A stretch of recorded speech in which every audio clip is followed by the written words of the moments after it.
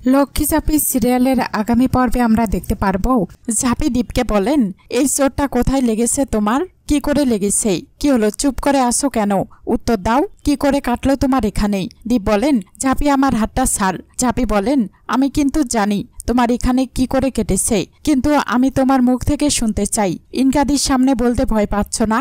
আমি বলছি কোথায় লেগেছে তোমার। ওটা কেটেছে বুড়ো সাধুর ডেরাই, যেখানে ওই গুন্ডাগুলো আমাকে নিয়ে গেছিল। কি গো, তাই না? সত্যিটা বলে দাও ইনকাদিকে। বলো, ওখানে আমাকে বাঁচাতে গিয়ে গুন্ডাটার মুখে না মেরেই দেওয়ালে ঘুষি মেরেছিলে তুমি। এই চোট সেখানেই লেগেছে। কি হলো বলো, সত্যিটা বলে দাও না ইনকাদিকে, যে ওখানে রনিদা নয়, ওখানে তুমি গেছিলে আমাকে বাঁচাতে। না হলে যে এই ভালোবাসার লড়াইয়ে ইনকাদির কাছে যে আমি হেরে যাব।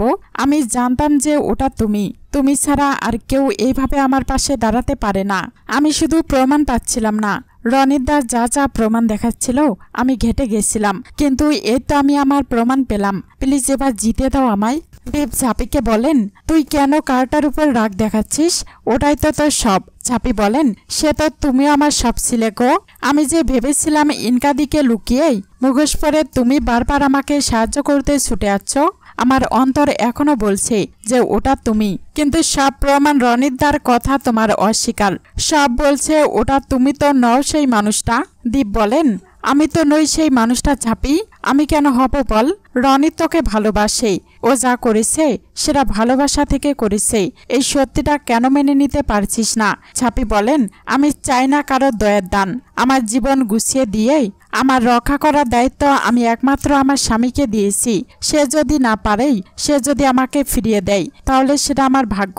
আমি সেই কাউকে ভাগ্য নিয়ে আমায় দয়া দেখানোর অধিকার দেইনি। দীপ বলেন, ঝাঁপি কি বলছিস তুই? ঝাঁপি বলেন, আর একটা কথা তুমি আমায় বলবে না। তুমি আমাকে সান্ত্বনা দিতে ছুটে এসেছ।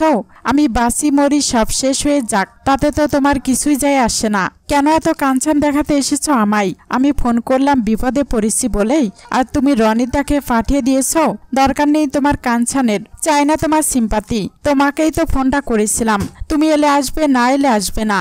কাউকে পাঠিয়ে দিয়ে দয়া দেখাতে হবে না তোমায়। অন্য কারোর ভালোবাসা ঝাঁপির চাই না। ঝাঁপি রনিদকে বলেন, তুমি এখানে কি করছো? এই পোশাক পরে তুমি বাঁচাতে গিয়েছিলে আমাকেই? রনিদ বলেন, হ্যাঁ ঝাঁপি, আমি গেছিলাম। আমি তোকে বাঁচিয়েছি, তুই তো আমার সাহায্য নিবি না, তাই এইভাবেই আমায় লুকিয়ে আসতে হয়েছে।